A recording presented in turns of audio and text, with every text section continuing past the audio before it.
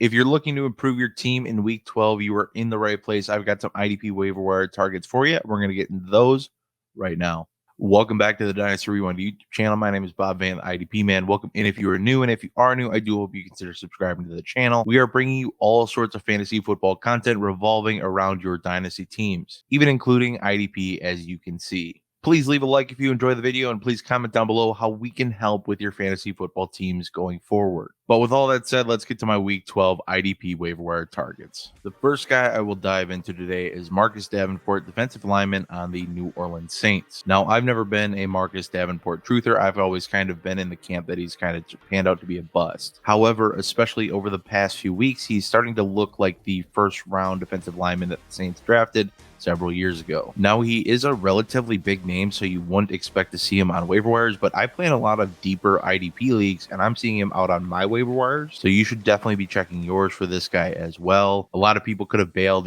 between injuries, inconsistency, and just not really panning out to be that guy. But if the tear he's on is continuing, where he's helping out in run defense and getting sacked and just being overall consistent, this is going to be a guy you want on your team, especially with the remaining schedule throughout the rest of the season. Next guy on this list is going to be Eric Murray, defensive back on the Houston Texans. This one's pretty cut and dry. He was gifted the starting role heading into their week 10 bye week, and since then he's had at least 7 tackles in both games, passing double digits this past weekend, and has even contributed on some impact plays. On a pretty bad defense that's going to be out there a lot with some meh linebackers in front of him, he's going to be gifted a lot of tackle opportunities as well, and be a guy you can trust with a relatively safe floor. He's probably going to be a DB3 at worst going forward. Now, I've mentioned Robert Quinn in this series before this season, but I got to bring him up again because he's still widely available in too many leagues. I know he's old. I know he's kind of busted up, but he's been doing some really good things this season, and especially this past weekend. If Khalil Mack out for the rest of the season,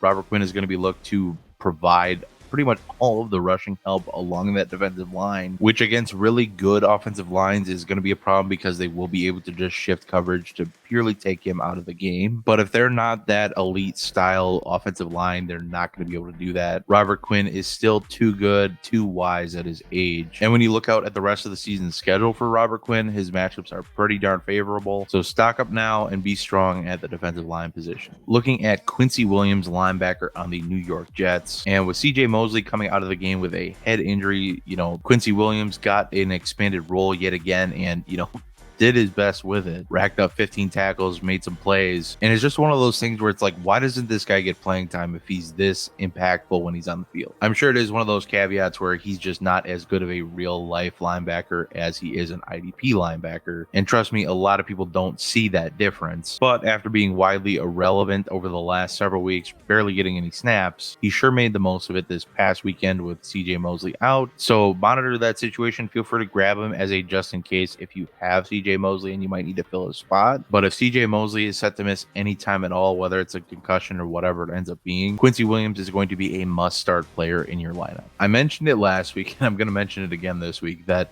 I absolutely hate this Eagles linebacker room situation. Just when Davion Taylor, ceases this role from Alex Singleton and it becomes useless to all of us people who had him last year and loved him last year. So we go and cut Alex Singleton. Then Davion Taylor's like, no, I got a bad knee. Sorry. This thrusts Alex Singleton back into a main role where he's getting all of the snaps on defense again. Him and TJ Edwards are the duo in the middle. So if Davion Taylor is going to miss time with this knee injury, which it kind of sounds like he is going to miss at least 1 week. So if you need a 1 week fill-in, go look for Alex Singleton. Otherwise, also, I don't think he's going to be available because he's been playing so well. But look for TJ Edwards out there because he has been absolutely lighting it up. Actually just got a 1-year extension with the Eagles, which isn't a lot and doesn't bode well for him really in Dynasty, in my opinion. It's kind of the same kind of money that they gave to Eric Wilson, who they just cut. So take that for what you will. But it is something showing that they do have some faith in the guy. So look for Alex Singleton if you can't get your hands on TJ Edwards, but look on the wire because you really never know what's out there. But personally, when it comes to this Eagles linebacker room, I really hope they just draft somebody or they sign a bigger name, because this carousel has just been honestly kind of a joke for IDP folk. I just love if they could get a solid, healthy, strong linebacker in there that isn't going to miss on a weekly basis. Moving on to a couple players to keep an eye on that are kind of dependent on injuries. Kamu Grugier-Hill, I probably butchered that, linebacker on the Houston Texans. As long as Christian Kirksey is out on IR, which could be up to another week or two, Grugier-Hill is probably going to be a worthwhile look. He's been registering double-digit tackles week to week. And heck, Zach Cunningham just had a great week, so who knows? He might be worth picking back up if you dropped him or if somebody else did. I don't know if I want to roll that dice. I'm holding Zach Cunningham if I have him. I'm just hoping that maybe he can latch onto another team. But I am worried about Zach Cunningham being the guy that is the next Jalen Smith, who just has this meteoric fall from grace. Another guy to keep an eye on would be AJ Klein. He's been filling in for Tremaine Edmonds, and he also fills in for Matt Milano when he is out. But as long as Tremaine Edmonds is sidelined with this hamstring injury, AJ Klein is worth a grab if you need a linebacker. Like, I'm in a couple leagues where I'm starting 4 linebackers every week and flex spots. So I know darn well that if I was like in need of a linebacker, I would go grab Klein, because I think if Edmonds is out, AJ Klein's probably like an LB3 or 4, like a low end LB3. He hasn't been nearly as explosive filling in this year as he was last year. He was quite a darling for me last year. But either which way, if Tremaine Edmonds is set to miss another game with his hamstring injury, go check for AJ Klein on the waiver wire.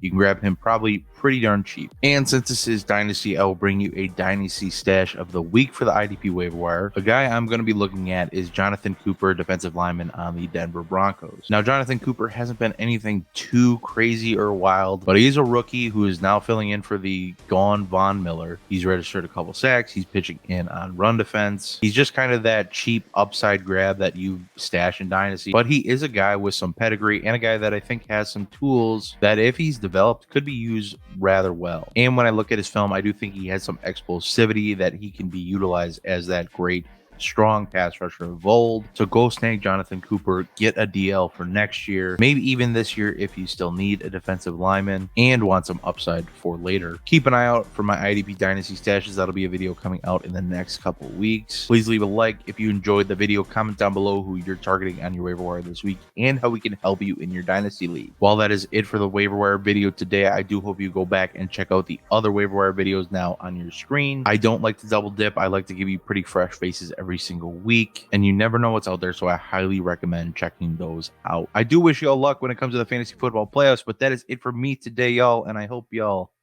have a good one.